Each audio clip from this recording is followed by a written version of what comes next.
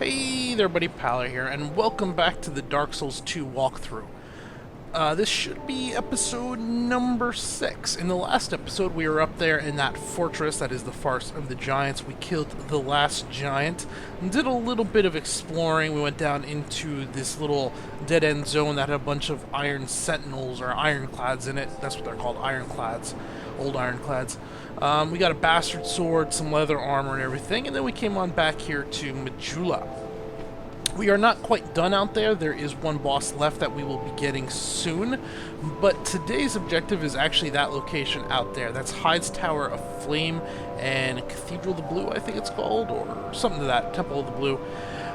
So that is our objective for today. There are actually two bosses we may get down today. We should at least get one of them, possibly both of them if we run the episode a little long. For those of you playing ahead, your objective is going to, or your route is going to be this path right here. You're going to follow this path down around. It will bring you to a bonfire relatively soon on your right-hand side that is fairly obvious. You're going to proceed along a little bit further, and you're going to come to basically a T or a Y intersection. On your left is going to be one boss, on your right is going to be another boss. We're going to take both of those bosses down. The ones to actually progress the story is the right. The other one opens up Covenant and is worth killing for the souls. So go ahead and head that way, and I'll be along behind you in a little bit here. For those of us staying around, let's spend some of these souls we have before we move along. I'm going to use this soul and this one. And I'm going to look into getting us a new weapon. I think this guy over here sells a pretty nice axe that we could give a try. Gotta see what we need. Let's see. This right here, the battle axe. 15 strength, 15 or 5 dex, so we're ready for that. It's got better scaling. It's got, let's see, 150 damage on it right now for us. I've used this before. I kind of like this. Let's go ahead. Let's just scroll through here and see.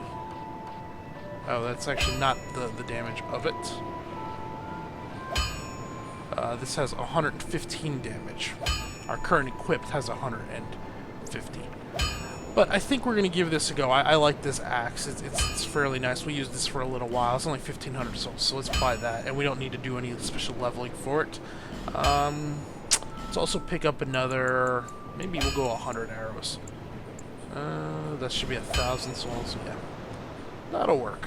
Do we need anything else? Nope, I think we're good other than that. I'll be around if you make it back.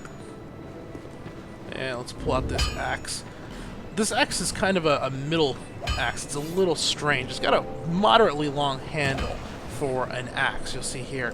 Has a nice quick swing and then an overhand swing with its heavy. Great for hitting items on the ground. And two-hand this thing like so. It's not a terrific axe, but it's something to mix up the gameplay a little bit for relatively cheap. Let's go ahead and we'll spend these other souls on, or actually, no, we're not going to spend the other souls on leveling. We're going to buy some armor. We're running, let's see, our equip load 56.9%, but we're relatively light on all this armor. This thing has got, what are the stats on this? 68 armor. It's very light compared to like 69 on that. Well, that's also really light. It has almost the same amount as just the regular armor. Let's get at least the chest piece, probably for the Elite Knight set. I've stocked some new things, and I thought that you might be interested. You may notice he's now sitting on a chair where he was slumped on the floor. And I may step up operations soon. And he's stocking new items. We're just going to skip through. Alright, buy items. You're going to notice now he has a bunch more armor. He has the set that we have, the standard set, or the hard leather set. He's got the Elite Knight set, the Royal set. Yeah, infantry armor, he had this, and the Falconeer armor, he already had that. Let's just go ahead and, if we look here, 11.7, 104. Yeah, let's go ahead. We're just going to pick up this. Whoops. And maybe the leggings also. Yeah, pick those two items up. That should keep us under 70%. We'll have to actually flip it to see. But we should still be under 70%. 66.4. And where are they? 72. Oh, that's not good. That's more than I wanted.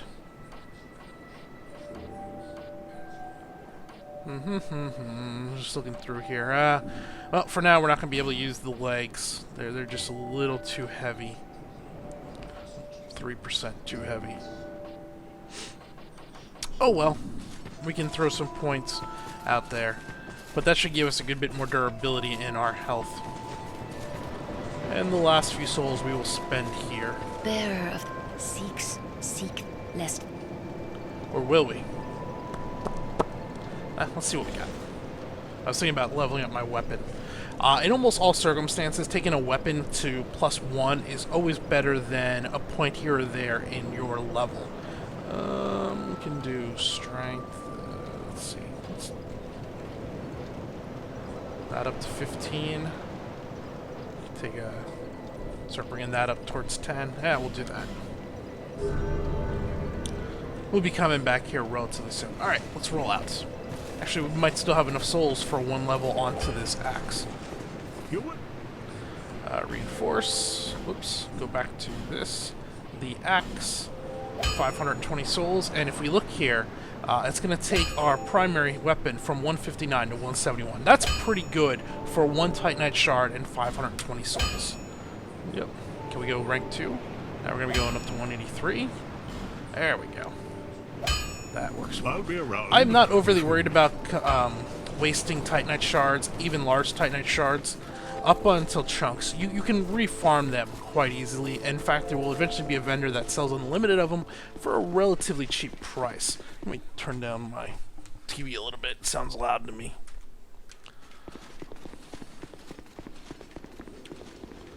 So, right now, we don't have access to unlimited shards, but in a few hours we will. So there's no real need to hold on to them.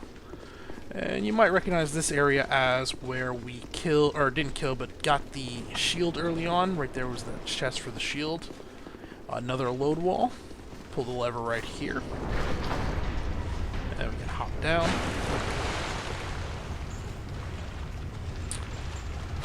Now you might notice, if you want to go back, right up there is the return lever. Really no reason you'll actually need that, as the bonfire is right down here. Now this is the other area you can do right off the start, coming out of things betwixt with a brand new character. So this is completely doable with like a level 10 character. It's a little tougher than the forest, as you have these big heavy guys. But they're not all that bad if you just kind of circle strafe them. You can see this axe is just kind of eating away at him. It's got a nice quick attack, which I like, with a moderately long, almost clicked on that, a moderately long handle. And we're going to activate this bonfire. And just for extra souls, we're going to go ahead and we're going to rest here. Stand back up. Now we can kill that guy again. And he should give us another 200 souls or whatever, 400 souls.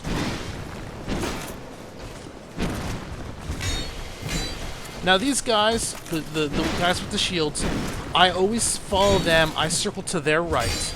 What you mainly got to watch out for is the backhand right here. That backhand comes way around. So you want to just kind of follow, wait for the backhand, then you can move in and attack them, keep your shield up.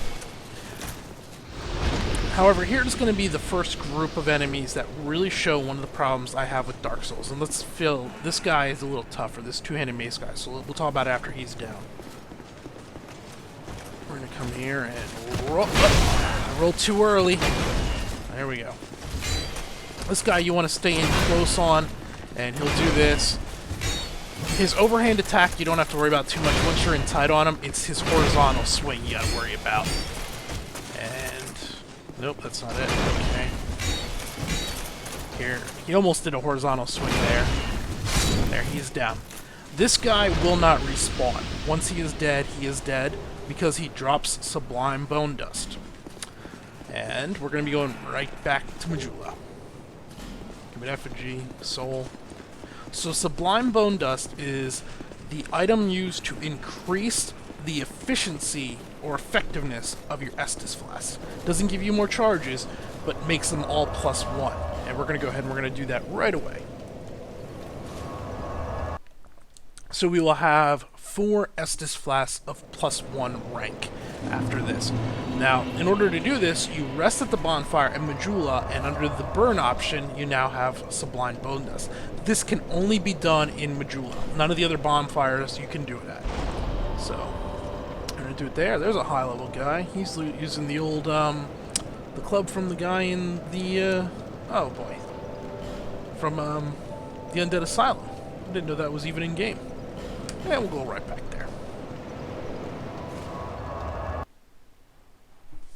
Could have put another level on our weapon. Oh well, we're going well enough. So now you can see down the bottom left there, Estus Flask +1. So, gives about another 15% healed on your Estus Flask or so, I'd say. And right there. So I was talking before we engaged the big mace, how these guys demonstrate one of the problems I have with Dark Souls 2. And you may have noticed that guy on his third swing, he did this big 360 spin. However, there was no difference in the tell for if he's going to do just the 90-degree one or the 360-degree one. And I cannot understand what is going on here. And you'll see it some more. We got to kill quite a few of these guys. But as we go through here, just watch these guys. I'll try to point out when it happens. Every once in a while, their third swing turns them 360 degrees instead of the normal about 90-degree swing in front of them. And the tell for the swing is no different. The animations, the lead-up animation is all the exact same. It just goes a different direction. And it seems like if you were doing a PvP in Dark Souls 1, you used to be able to, between the server latency and everything, you could charge someone if you ran directly at their side, and at the last second clicked your stick to target them, you could do a spin where you kind of came right around them and get a backstab. It's almost like they are doing that, but they're not.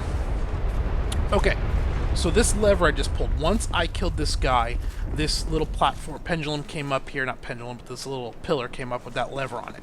If we slide over here, you can see a guy down there with a big shield. Let me put on my binoculars. And we'll pull up the binoculars. That is going to be one of the bosses. That is the Dragon Rider. And he's in that room in the base of this little temple area underneath the tower. And he's normally on this small little circular area. By pulling this lever, we raised up another chunk. You can kind of see how there's an extra circle in there. It raised up an extra part of the floor. The boss himself is actually pretty darn easy. What happens, though, is when you first fight him, if you don't activate this, the platform that you fight him on is extremely narrow. The biggest danger is being knocked in the water. So we activate that there, that raises the floor, and there's actually another lever that will raise more of the floor. Okay, in this little area here now, there's 3 of these guys. There's one guy with a great sword, and then 2 guys with single swords and shields. If we just come in this far, only the guy with the great sword is going to aggro. He's a bit tougher, but he's not like the mace guy. We just circle him, and he's going to do normally 3.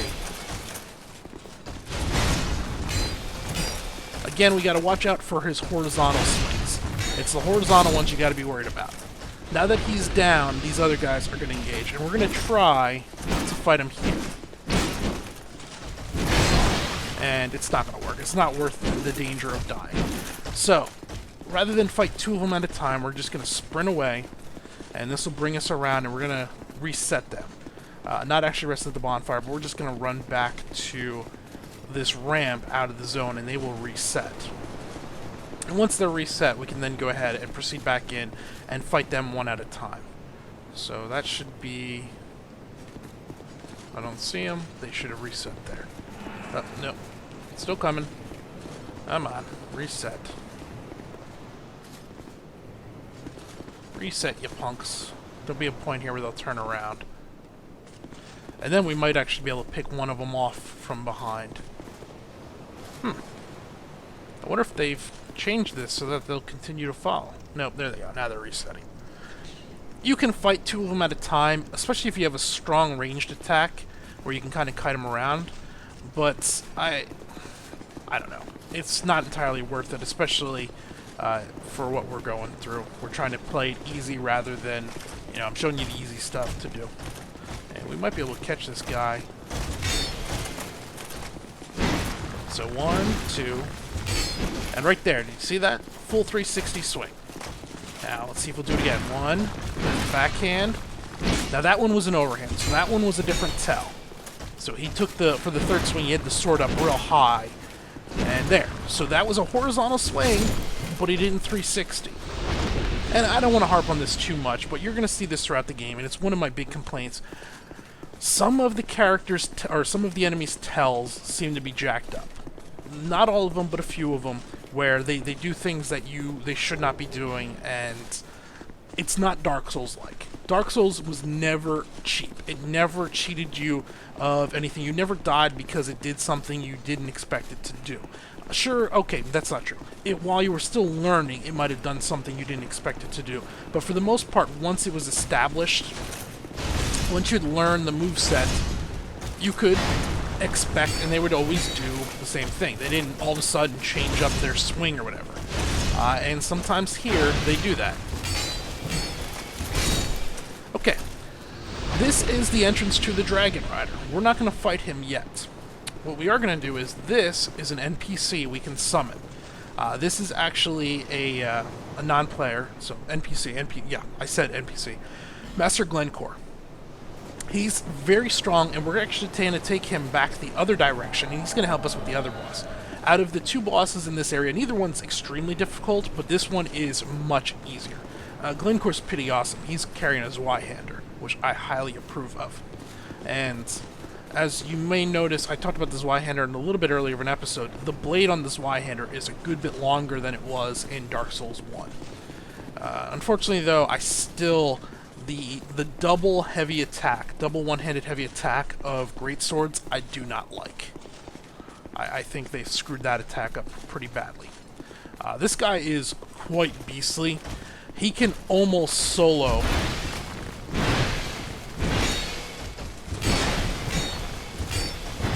He can almost solo the next boss we're going to fight. He will use Estus Flasks, he'll use healing gems, all that stuff. Now, you might have heard a little ding there. I mentioned the floor was partially raised. Right here, after we kill those three guys, we got another lever that will bring up a third section of the floor for the Dragon Rider. So now the Dragon Rider has a complete floor. You can no longer be knocked into the water. Okay. We're going to go ahead and we're going to range pull this guy. We want to minimize the damage done to Glencore. Just in case. He will, like I said, he will heal himself, but he doesn't... What am I going to try to say here? He's not as proactive as you may want him to be, as a player would be. Woo!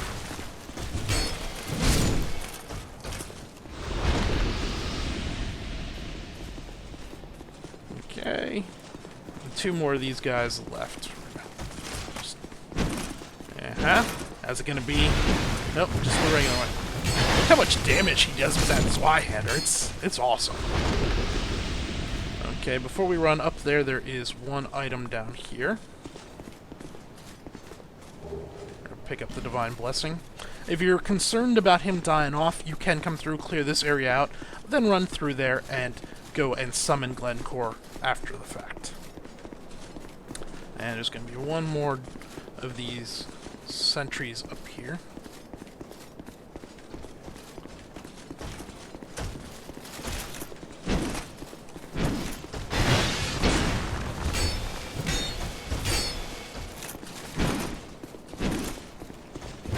Look at that, he does 105 damage per swing. We do 123, so he's doing almost as much damage as we are. He's pretty awesome. And that's going to raise a little platform, or another little pillar here with a switch on it. Now I like this. This is pretty cool. This is very well animated. You just watch. Ah, boom. And then the chain shake and everything. That's very well done. Alright, up we go. Okay, we're about to fight a boss. He's going to look familiar. The two key things to this boss that you want to watch out for is he's using a spear. He's going to try and impale you with this spear occasionally. This impale cannot be blocked. You must avoid it. And if he does impale you, it does a crazy amount of damage. It'll probably take more than 3/4 of my health off with a single impale. The other thing he does is he has a large AoE dark magic attack that happens underneath him. You gotta avoid that also. But beyond that, he's pretty straightforward, and you'll see who I'm talking about as soon as we open this up. Hopefully this axe lasts through this fight. It is Ornstein! No Smog, though, this time. Just Ornstein. And he has a lot of the same basic moveset with his spear, his charge, and everything. Like that. Just instead of using lightning magic, he now uses dark magic. Oh! Yep. We're gonna use a life gem. Glencore should heal momentarily.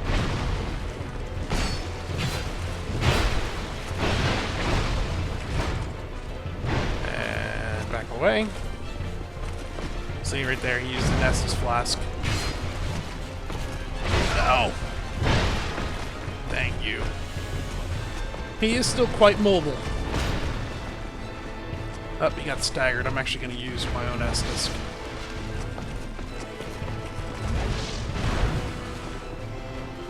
Oh, that's the dark magic. That's the one you do not want to be near. Oh, that hit me? So that's very reminiscent of what he used in the original game, but it's dark magic instead of lightning magic. He hops up in the air and then he butt flops. And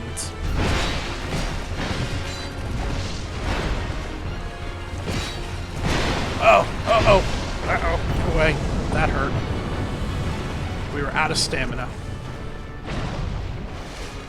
Alright, we want to get aggro off Glencore so he can, hopefully heal. Ornstein's dead, though. Nope, not quite dead. Not dead yet! Now you're dead. Glencore does not have a story behind him. He's not one of these NPCs that you must have survive. So if he had died, it's not the end of the world. And there is Ornstein. We get a bunch of souls from him. We also get the Dragon Slayer Soul, I think it's called. Old Dragon Slayer Soul. And so forth. Now, the reason we open this area up is right out here. So you remember we are in a covenant called Way of the Blue or something like that. And when they talked about the Way of the Blue, they said that you were going to be summoning blue sentinels. Go ahead and loot this stuff.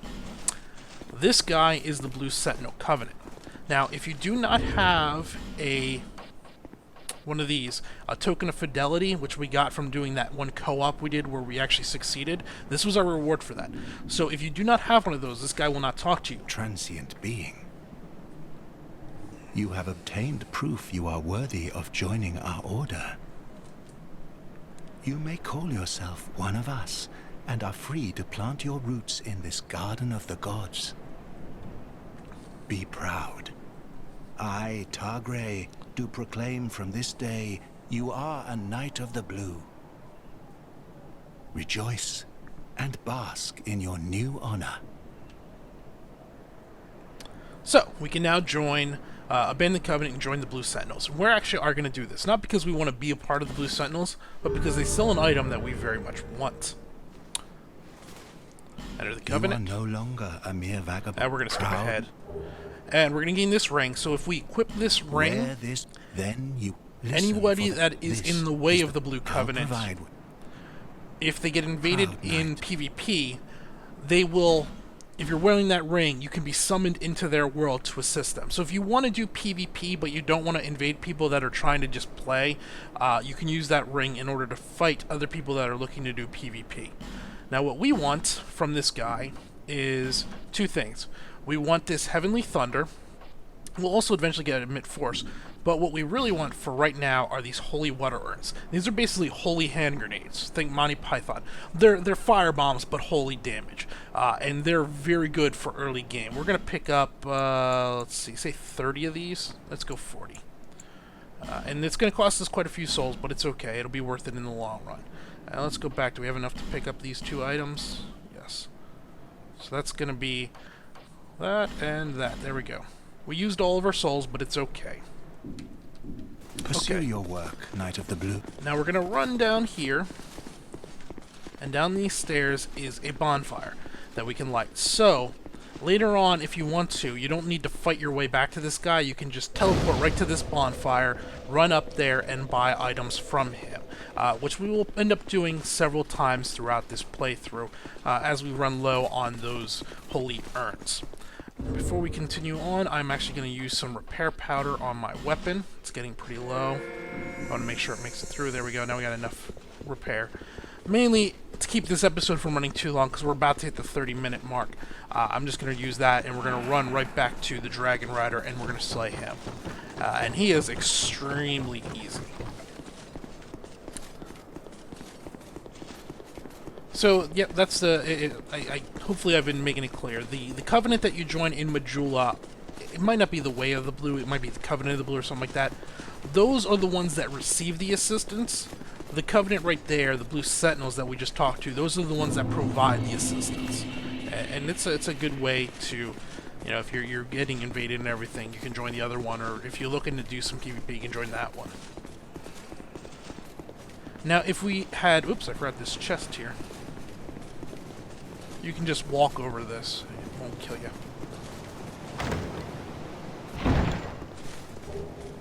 Green Blossom. Did I get that item behind the door? I don't think I did. There's another item. I just remembered it's up here.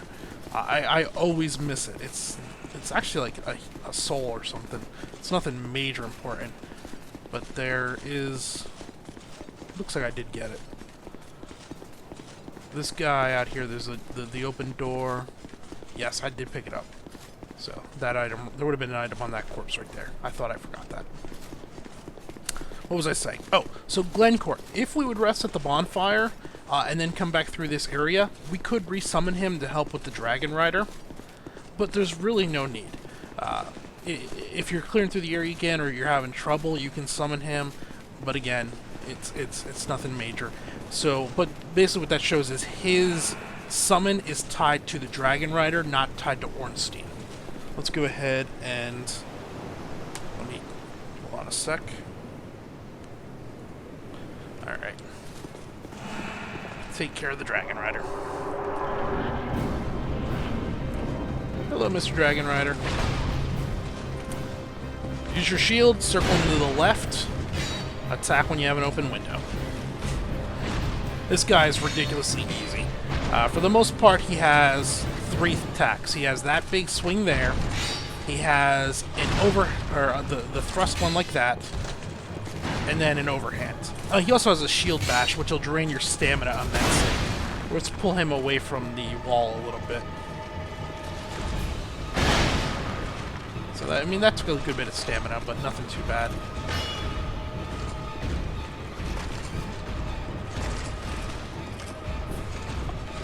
I just find circling to the left. He seems slower to counter that way than that.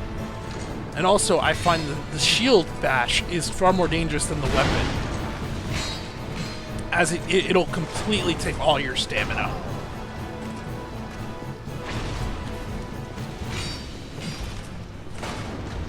I'm gonna roll that one up. He clipped me. Hey, you weren't allowed to do that. You weren't supposed to clip me. And we're tearing through him pretty quickly. He's not all that bad.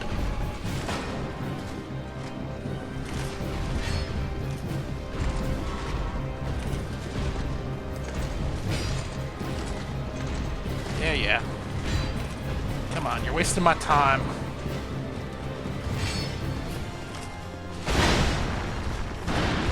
Yeah, you didn't get me that time. And wait for it. Woo! I'm a little low on stamina. Got a little greedy. You'd figure I'd learn. Good thing we repaired our axe, because it would not have made it through this fight. That would have been ugly. And there's the Dragon Rider.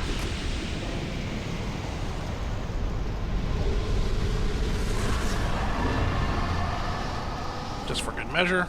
Yeah. And that is Heide's Tower of Flame, we're not quite done out here, but those are those two bosses. We're going to come around the corner here, and we're going to call it an episode. At the top of these stairs is a bonfire. So, basically, in this one little zone, there are 3 bonfires. There's the one right where you first zone in, there's the one in the cathedral, and then there's one here underneath the tower itself. We also have an NPC here, but we're going to go ahead and we're going to leave her for the beginning of the next episode. At that point, we'll actually talk to her. So I'm going to go ahead and I'm going to call it there. Until next time, this has been Paler. Thanks for watching.